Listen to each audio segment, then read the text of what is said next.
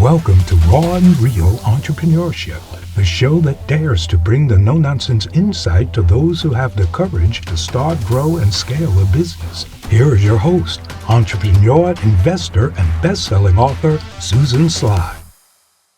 All right. What is up, raw and real entrepreneurs? I hope you're having an amazing day wherever you are. And I just want to acknowledge you. You're here because you want to hear what it takes to conceive of a business, then turn that idea into an actual business and grow that business. And you have been writing me, messaging me, and letting me know which shows really are resonating for you. And I want to thank you for that. And just so everyone knows that as we approach 300 episodes and interviewing the most incredible entrepreneurs, the commitment that I have is to quality and not necessarily to quantity. And right now for applicants, we're rejecting 90% of applicants because we want the people who are in the trenches, like my guest today, and building real businesses, because that's what all of you deserve. You deserve to hear that. And as everyone knows, the regular listeners, I'm in the thick of it, building a business. We're getting ready for a funding round in the new year. I mean, all of the things. And my guest today, I was so excited to get this application because I went, oh, I like everything about her. She has a PhD in population genetics. And what she doesn't know is in my undergrad, genetics was my favorite course. So if we talk about Punnett squares, just like we might geek out, and I apologize. Some of you like it, I know. Then she turned commercial operator and leader in biotech and frontier medicine. And now she has become a founder of Trellis Health. She is a mother of a toddler. And like, if you are on the treadmill or driving your car, just keep one hand on the wheel, one hand on the side of the treadmill, but like, moms, dads out there, grandmas, grandpas, like give her a virtual fist bump, because the toddlers that's like an intense multiplier right there. That is not a linear equation. That is like, it's like having 3 children at one time. And she believes that people don't neatly fit in single boxes, which is awesome.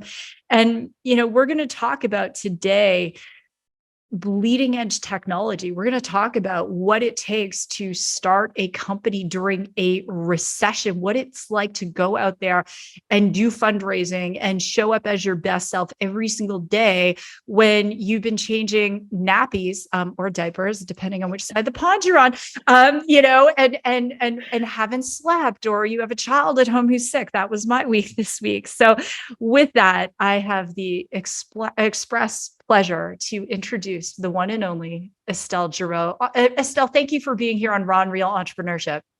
Yes, Susan, I cannot thank you enough for that introduction. That was amazing. Let me rapid fire. Last time you didn't get a full night's sleep? Last night. I'm running on coffee this morning. This is Raw and Real Entrepreneurship. So, how much sleep did you get? I mean, 6 hours on and off, interrupted. My little guy is sick right now, so he came and joined us in bed for a little while, which is never a good idea. You get kicked, and it was, one of those nights. Yeah, when our son was that age, he couldn't fall asleep unless he was holding on to our hair, my hair and Chris's hair. He's 20 now. And so that ended, but like those nights. And then people would say to me, I'm so tired, but don't have kids. And I'm like, I love you. And you don't know what tired is, because there isn't any, like, after you don't get a good night's sleep, you just go from on to on, right? Like you're building your business and then being a mom, and there's like, I just want to have a nap. Someone said to me, what's your perfect vacation? I said, a long nap.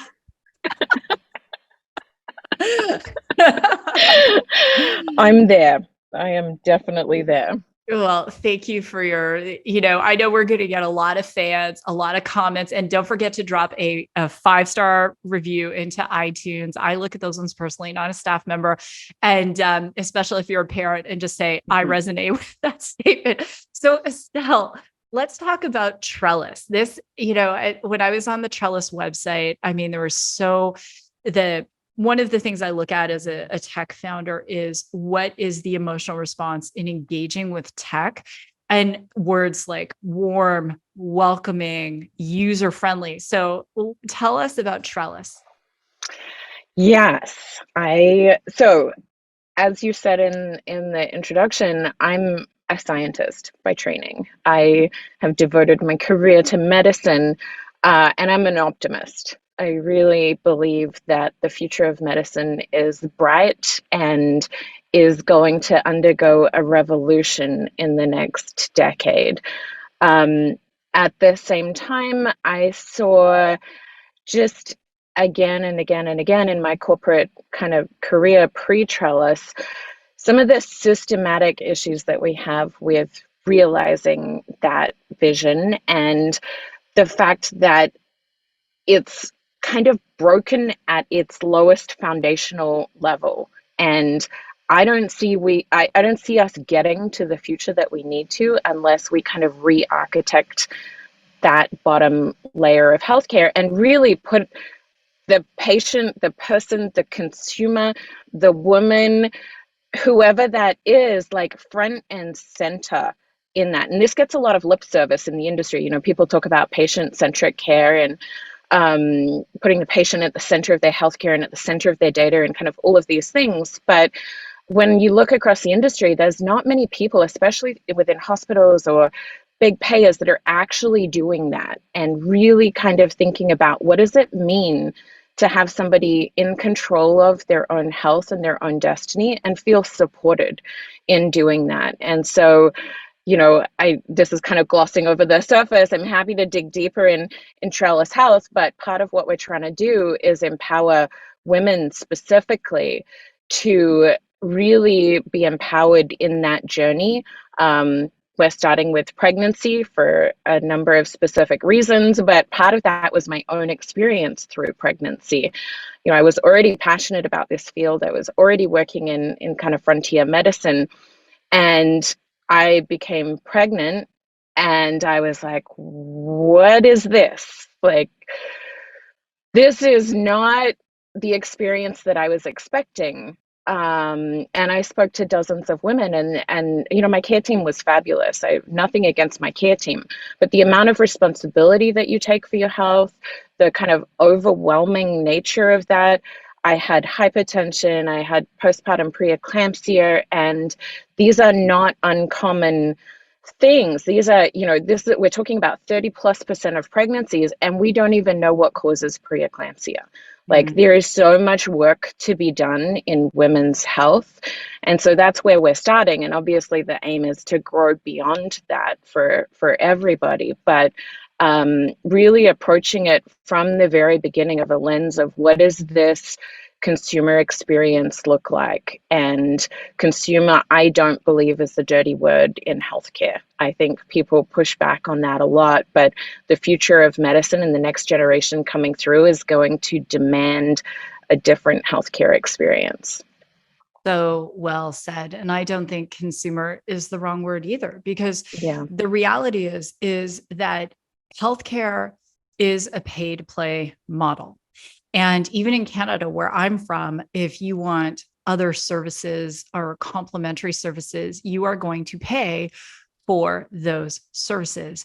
Even in France, socialized medicine, there's a pay to play. So if there is a choice and a path, and there's a way to take confusion out of that choice and that path, backed by science, then it's fantastic. And I think, you know, as I was looking at Trellis, one of the things that came to mind is, especially for women who are getting pregnant and they've miscarried before, or miscarried Yeah.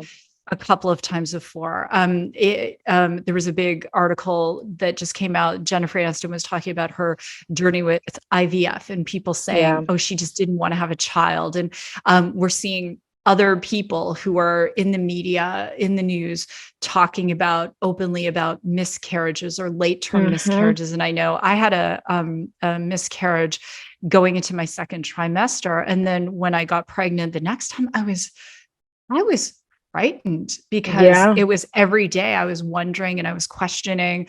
And I love that you're starting with pregnancy. I Yeah. love that. It's so needed. So obviously your beachhead in the, in this, startup speak, we call it the beachhead market, Yeah. is pregnancy. There's no end of potential consumers in that market. But where would you see Trellis going after that?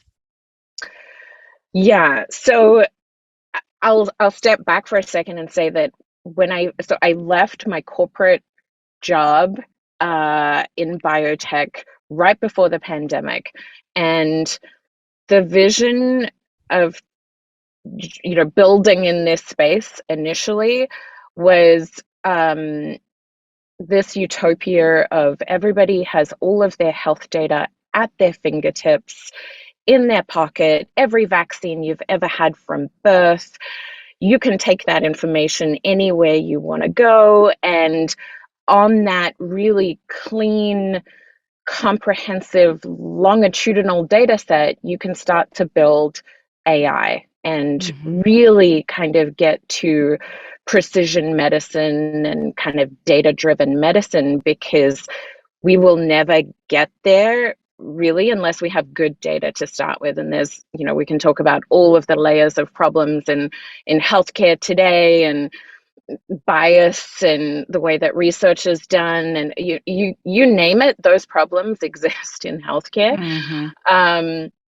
But this utopia is it's such a well-trodden path of companies trying to build this. So everybody from Google, I don't know if you or your listeners remember, but Google had Google Health Mm-hmm. 10 years ago, 10 plus years ago, and it was a personal health record that people were kind of supposed to build out themselves. Microsoft has tried this, startups have tried this, everybody's kind of been searching for this utopia. And you know, I see that future. I Just because others have tried it and failed doesn't mean that that is not a future that we can have and we can build. I'm very comfortable being contrarian about that and ambitious about that goal. But I think where people have failed before is firstly understanding the timing. Like what are the real kind of inflection points and factors that go into making that a reality? And then, like you say, what is the beachhead? What is the right beachhead to enable that? And particularly when you're talking about a consumer business, and a personal health record at its core should be and is focused on a consumer, you need to be so laser focused on what is the right beachhead for that. And nobody has looked at pregnancy or women's health before. And for so many reasons, this is the right place to start. To name a couple of them, women are the chief medical officers of the family in so many instances. You are, especially these kind of, 20 to 40-year-old women, or even a little bit older, you get sandwiched in between taking care of children and taking care of parents at the same time, making decisions for the family in terms of medical care. The doctors, the dentists, all of this.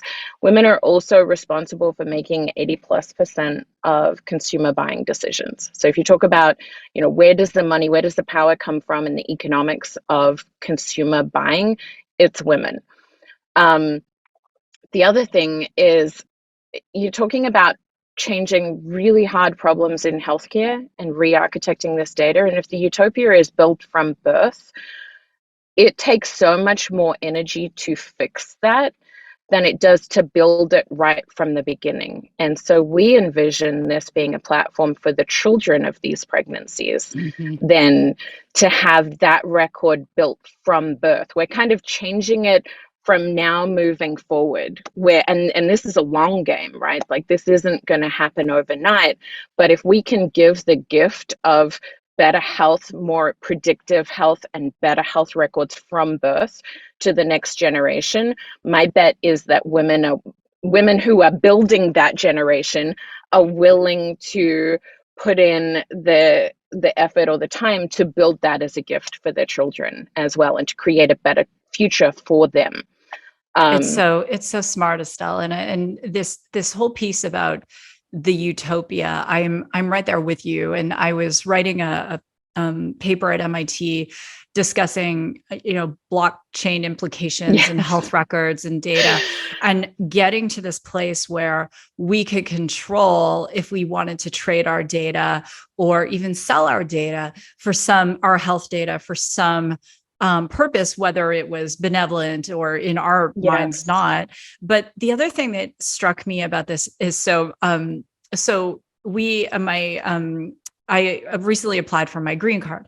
And so, one of the things that happens often is, were there any, maternal challenges when your mother was pregnant for you? Well, my mother has died.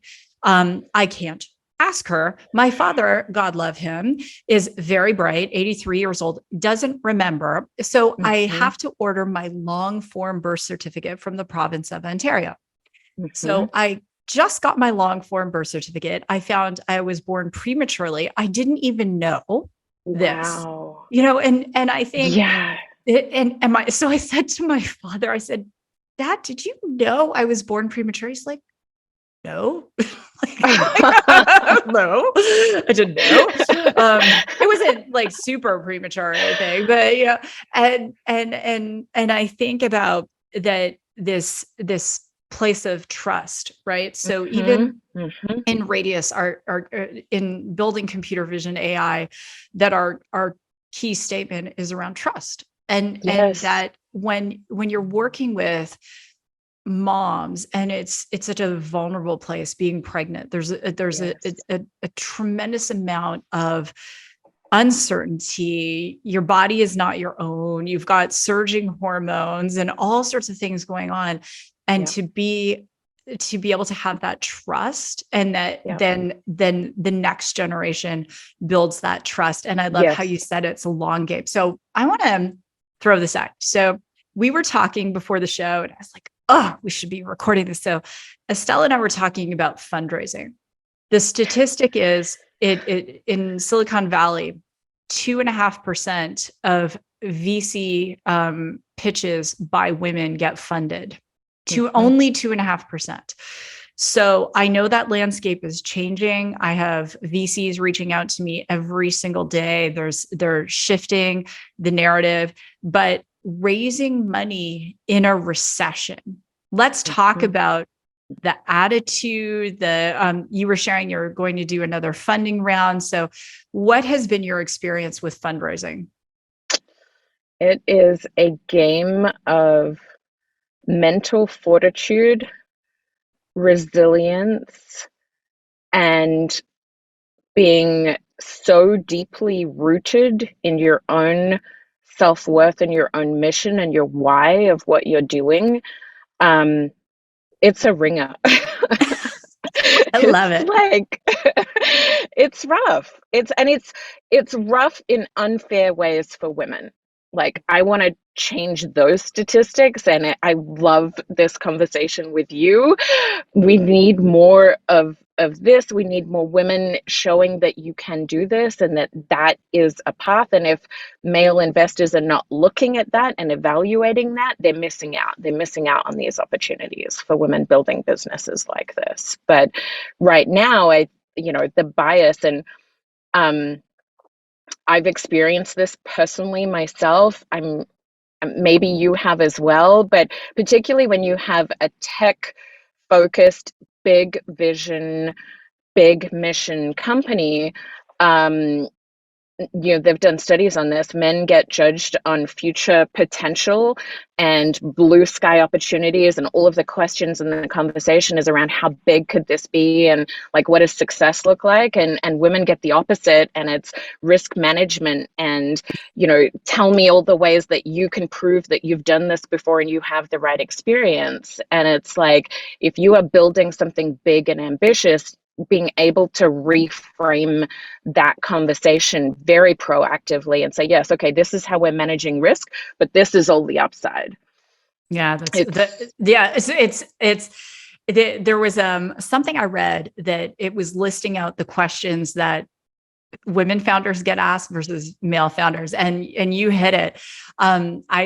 I mean, at Radius, we've been very fortunate, as I shared. It's nothing anyone can't see on Crunchbase, that our funding has been friends and family, and so it's been people who believe in the team, and many investors that came in were friends of mine from, a long time ago. Some of the investors were new friends through another one of our founders.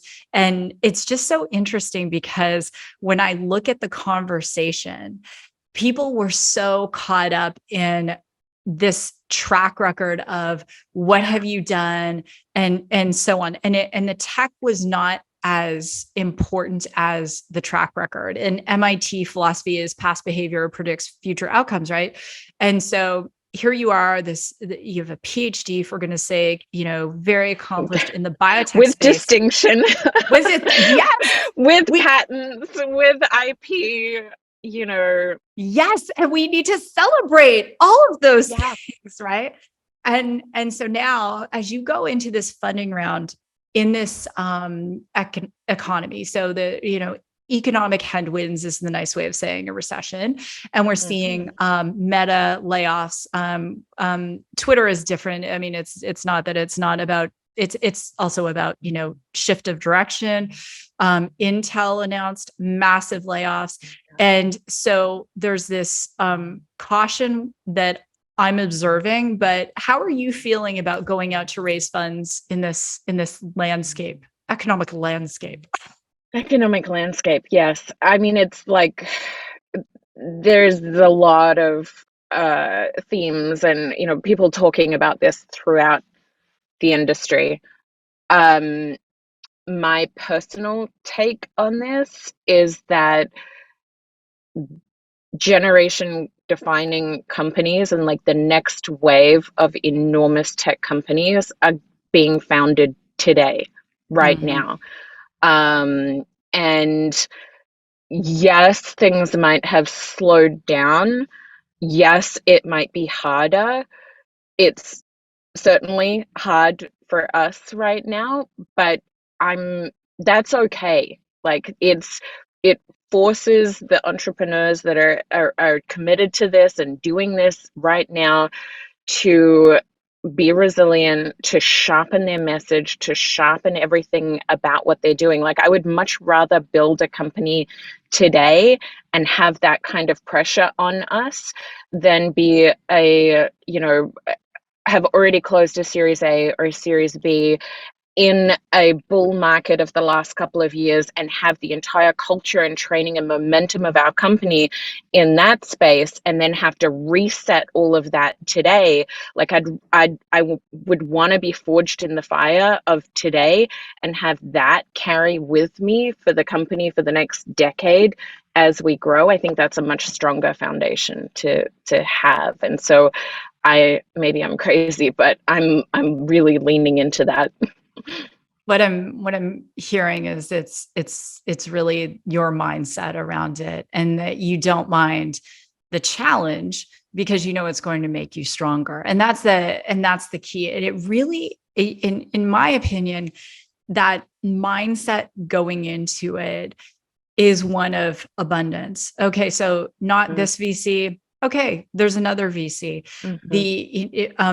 Right now, even with the VCs that are reaching out, some of them, I'm looking at their background, I'm looking at their funds, I'm looking at their companies. Some I'm choosing to have like a 15-minute virtual coffee date with, just to see if they're a good cultural fit for the company. Because if they're not, then it doesn't matter. No amount of money in the world is going to be worth disrupting the culture we have. And I'm sure it's the same for you. And 100%. so what I'm doing is I'm having these little coffee dates, and I'm like, okay, Flirting. then we'll have, then we'll have a formal meeting. There is this gal, I won't disclose who she is or what fund she's with. So we have this 15-minute kind of coffee date, and now we're going to be having cocktails in New York. And I was like, I could work with you if you were the one calling to say, Susan, what's going on? What's in the pipeline? I could handle you doing that. Yes. Yes, that's what you want from you want somebody that you can trust. Like I think it's on both sides, right? The investors are looking, can I trust this founder? Uh, Mm, you as a founder, can I trust this investor? Like I don't know if this has been a recent realization for me, but it's on both sides. You are making this person's career. Like yes. it's a virtuous kind of loop, and they don't get to make endless numbers of investments. There's this false narrative, I think, around like abundance on their side and scarcity on a founder side, but it's in balance on both ways. Like founders have a lot of abundance. There are a lot of investors out there, and investors also can only make a few bets on founders. They can only pick a few companies to really make their career and kind of stand on. And so you want somebody that you can have that kind of a partnership with. Do you ever look in the mirror and maybe it's after a night of not sleeping? And do you ever I guess look in the mirror and give yourself a pep talk? I'm getting better at it. Hmm. I do. I do.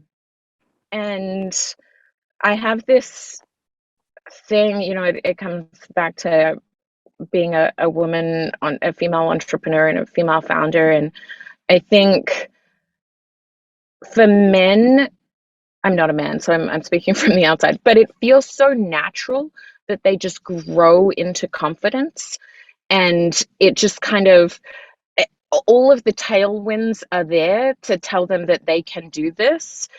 And for women, I think it's not that easy to just like passively grow into confidence. And so I've had to frame it in my mind of I'm stepping into confidence. I'm Mm, taking an active step towards this future and this person who I am, but I'm choosing to actively step into that. Um, yeah.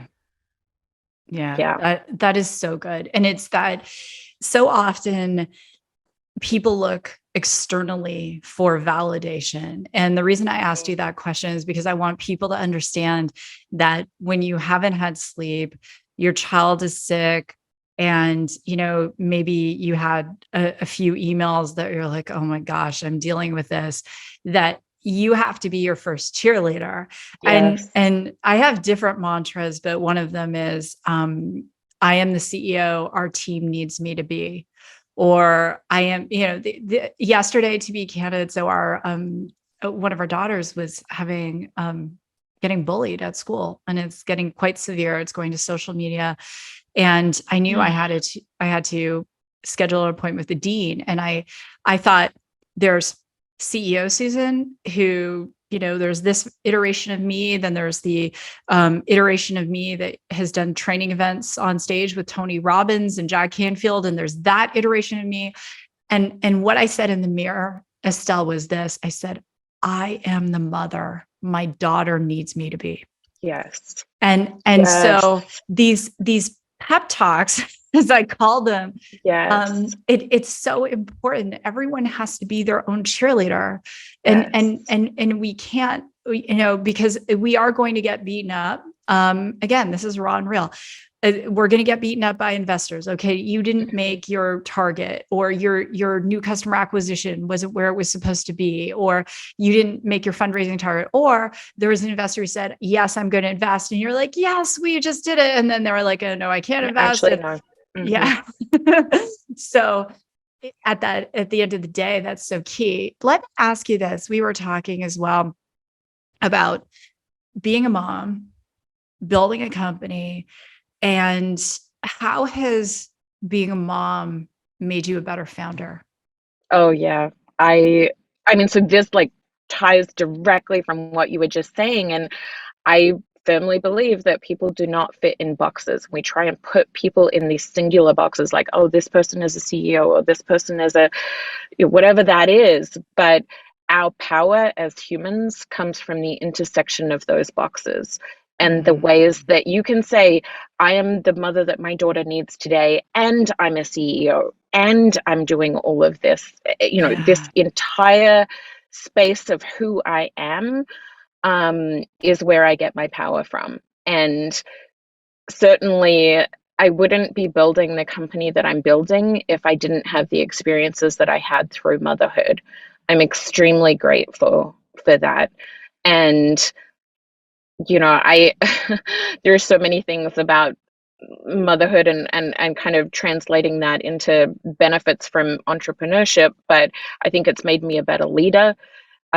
It's made me a better time manager. I Mhm. am ruthless about my time and my focus, but it also forces a certain sense of balance and perspective. And, I don't think this is unique. I think women and parents more generally all have this. We just don't always bring it to the surface in who we are and how we lead. And um, I am unapologetic about, that's a part of who I am. Like I am a mother. I have a toddler at home. Some days, you know, I'm struggling with that area of my life, then I'm leaning on people at Trellis, and sometimes the opposite is true, and I'm leaning on other aspects of my support network at home. I also have to be really rigorous about like what I can do at home and who and what my values are and what order they sit in, and not feel guilty about that either. I think women carry a lot of guilt around, oh, I'm not at home with my children all day, or I'm outsourcing aspects of my life and what it means to be a mother. But like we all have a value system and a purpose, and we have to I have to accept that I'm not with my son all day every day, but I don't think I would be a good mother if I was. I'm this is raw and real. Yes, I it is. And there is no shame in Right, that at all. right. I have a funny story. So I'm going through Whole Foods and I've got I think two of my girls with me at this time. And there was a mom with a toddler and she was in the wine aisle. And she looked at me like she just needed to say this to someone. She said, I didn't even drink until I became a mother. And I gave her a high five. I'm like, you're okay. Yeah, You're okay. yeah. Take a breath. And this is it I think that the big thing is that there are going to be days when it is more challenging because you are tired or your child is sick or bullying is happening at school. And there's really that how you navigate elegantly Mhm. through leading. We now have offices in three continents, two in the US, one in Turkey and one in Bangalore. And so I'm leading people with people, all over the world and, Mhm. and navigating that, being a mom, and it comes down to how we manage ourselves in time. So what is your best time management tip for someone who's a working parent listening and an entrepreneur? Mhm. Yeah.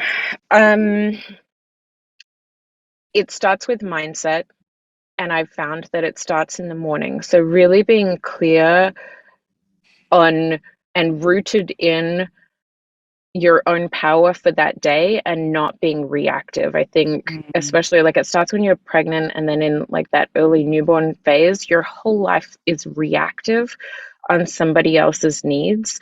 And so reframing that first thing in the morning, like, this is me, I am this person, this is what I want out of today, this is how I'm approaching today, um, is really helpful to be in control of what happens.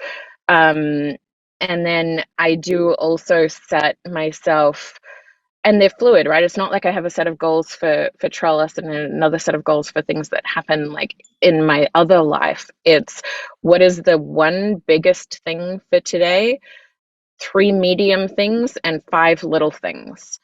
Love that. And it's because I need to feel like I'm making progress on big things and important things, but I also am extremely results focused as a person, and I need to feel like I'm making fast things happen. And so the 5 little things can fit in between what I'm doing through the day. And I have a very long list of little things, but I just pick 5 for the day. And I'm like, okay, this is my quick wins.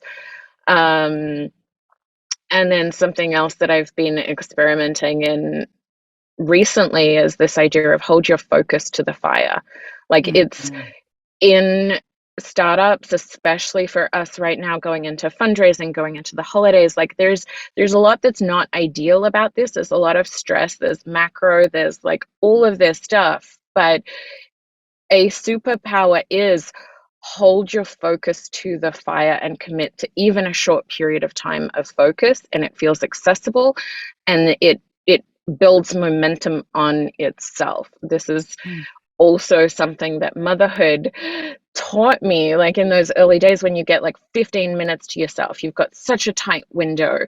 You're like, okay, what am I going to do in 15 minutes? You're going to shower. Like, I'm just going to like, I don't have time to do any, like I have 15 minutes, let's go.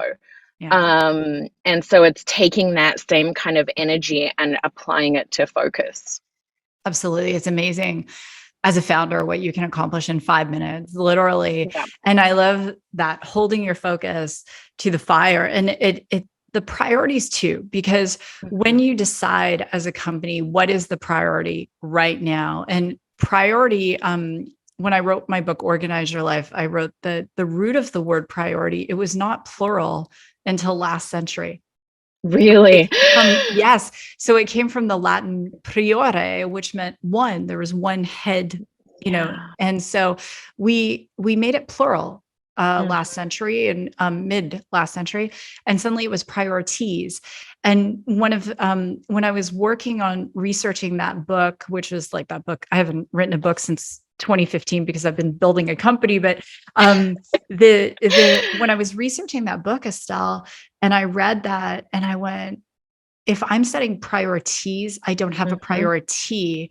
And so as a company, when my co-founders and I came together and said, what is the priority for Radius? It was very easy for when something else was coming up in my day that was either taking away from that priority, or if an opportunity came that would be higher in that ranking, then that was what I focus on. And so the thing is with entrepreneurship, you're going to put in long days. It's this whole myth, oh, I'm going to have time freedom. No, you're not. No, you're not.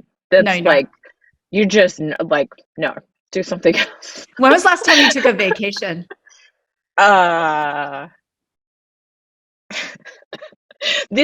People should take vacations. Do what I say. Don't do what I do. Don't do what I do. This is raw and real entrepreneurship. This is like, I'll disclose and you can disclose. It's all good. Last time I took a vacation was 2019. But I'm okay with, like, I'm playing a founder game. Exactly. And a founder game is a different game. Like, if you're playing a founder game, you sign up for this. If you're not playing a founder game, take your vacations, and even founders, like, you should take your vacations, but it's really hard. There is a threshold that one crosses in my mind as a founder, where if you are unplugged, you don't feel relaxed. And so it's a different, it's not we went to Aruba and we had no service and we were just like, we didn't check in or whatever, because you're a founder. And it's like you're the mother essentially of all of the team members and the customers. So in the summer, my husband and I were celebrating our anniversary. So I said, let's do a quick trip to France. And so my friends who are not founders were like, it's fabulous. Are you going for 2 weeks, 3 weeks? I'm like, no, we're going for 4 days. Yes. And that's a perfect vacation for me. Yes. Like a long weekend. Yes, exactly. And so we went and it was lovely. And we've been to Paris before many times. So it was like, we didn't need to do all the touristy stuff. And my husband, who is, he's the CFO of our company and he's a CPA. So he knows what it's like to roll on these things. And he's the exact same way. So the funny thing, Estelle, was because we're in a different time zone, obviously. So, we get up, we have our coffee, we go work out, we're strolling around the city. Around 2 in the afternoon, we have some, some wine and a lunch. And then at 6 o'clock, he's on a conference call, I'm on a Yep. conference call. And then it's like we go out for dinner, high five. It's like that was a great day, right? And Yeah. it was very relaxing. But I think that's key as well, is like you have to find vacations for me are about energy management, like what's Mm, giving you energy. And if you yes. feel like you need to step away to replenish that energy, by all means, you should. Like, we're all about energy management. But if you're a founder, if you're building something from nothing, the notion of progress and building gives you energy, and it feels very strange to step away from that. Yeah, absolutely. Are you playing the founder game? And it's so true. So I'm taking a couple days off. And so one of our recently we've hired a bunch of people, and some of them I've known from before in my past life before. So anyway, our chief legal officer, she and I have known each other since we met like PTA, like when our girls were like literally in kindergarten, and she's like, I want to make sure you really take time off, and I'm like, okay, that's great intention. We'll see. We'll see how it is. So I'm trying to decide if I'm going to, I live 2 hours from Sedona. So I'm based out of our Phoenix office. And so I'm trying to decide, Estelle, if I'm like gonna like go to Sedona and check into a Mm, hotel for a night and then just take a mhm. day to just regroup. And that, to your point, that will energize me, Yes. right? One Yeah. day to Yeah. think and plan, but I'm still going to be Yeah. thinking about the company because Yeah. I am playing the founders game. Right? It's not a game that you can just like switch off for a weekend either. Like, I And think even if I was unplugged on a beach somewhere, I would be really, really excited to use that time for like deep strategy planning or yes, like reading, self-growth, like writing a new SOP for something like, yeah. yeah, So can like we, I enjoy that. on the other side, maybe we should create a board game together called the founders game. I'm so up for that. Yes, right? Exactly. And it would be Yes. great for kids too, like to Yes. actually learn. There's so I could do a diatribe of this, but there are so many young people I knew who were in Gen Z who became influencers and they started to make money. Hmm. But that was really social media wasn't the same red ocean it is. And there wasn't like that was pre-pandemic. So of course they're monetizing YouTube, they're monetizing Instagram, they're monetizing TikTok and all of these things, but they don't actually know how to be an entrepreneur or a Yeah. founder. And Yeah. so so that's a whole aside. And just so all of you, so Estelle and I are going to trademark that. And anyway, Yeah, look um, out for that. yeah, look out for that. One final thing is we were talking about this concept of starting small. Hmm. And there's this misperception by people who are not entrepreneurs or just coming into the entrepreneurial world because they do watch too many TikTok videos. They've watched the YouTube, like I got to $10 million a year and I sold my Hmm. business for 100 million in 1 month or something stupid. Like, Hmm. and there's a lot of misinformation about what it takes to actually grow a significant business. And Yeah. so when we were talking about that, and I said to Estelle, what's something you'd really love to be asked, something you'd love to talk about? And this was the thing she said. So, what does that mean to you?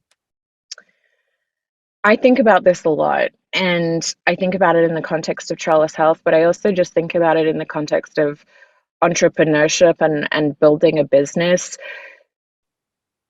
People, firstly, people see all the glamorous, the TechCrunch articles or they look at companies as they exit and they see how big they are, particularly tech companies, and you don't often see the story of where they started and why that was successful. And I would argue the journey is more successful and making decisions, smart decisions along the way, while keeping that vision in mind is more important than having that big idea, because you can't go out and boil the ocean. It's like, I mean, that's cliche, but the most powerful companies have started with like 80+% market share of tiny industries, like a Mm, single college for Facebook, books for Amazon. Like, just selling books is a very esoteric niche, small starting place. And so I think the challenge for a company, if somebody wants to be an entrepreneur, is like, particularly in the consumer space, is like, start as small as, like, you think you're small, bring it smaller again. And you think that's small, find the smallest place to start. And your goal at that space is to own close to 100% of the space. And that's how you build these like sparks that turn into small fires that turn into large fires. If you go out and try and like burn a whole forest with a match, it's not going to work. You got to start really small and strong. mm, And so, with Trellis, like, that's exactly what we're trying to do with pregnancy. People think of it as this niche. And I'm like, yes, it's a niche. It's extremely focused. It's 40 weeks long. We can build a product around this, but it's also a niche that affects almost everybody on this planet, either directly or indirectly. It will allow us to grow into who we are going to be. mm. I love that, Estelle. You are such a badass. Like, seriously, badass. I have loved this conversation. There's so much that I want to continue talking about with you, but Yes, and when we stop the show, I have some questions for you. So anyway, but for the listeners, first and foremost, the all of Estelle's social media will be in the show notes. So head on over to susansly.com. You can find them there. And I would love your comments and questions on the show, because one of the things that I stand for is I'm a stand for women in technology. And as a 50-year-old woman in technology, who is in technology and then out of technology, and here I am back in technology, there's a lot of standing to do. And when I get to bring amazing founders like Estelle on the show and have what I consider girlfriend chats, it's like the best thing ever. So Estelle, you talked about energy management. Like, this conversation has energized me. So thank you. my pleasure. Me too. All right, everyone. Well, with that, this has been another episode of Raw and Real Entrepreneurship. And again, I would love you to go on iTunes, give us a 5-star review or wherever it is that you listen to the show. And I will see you in the next episode.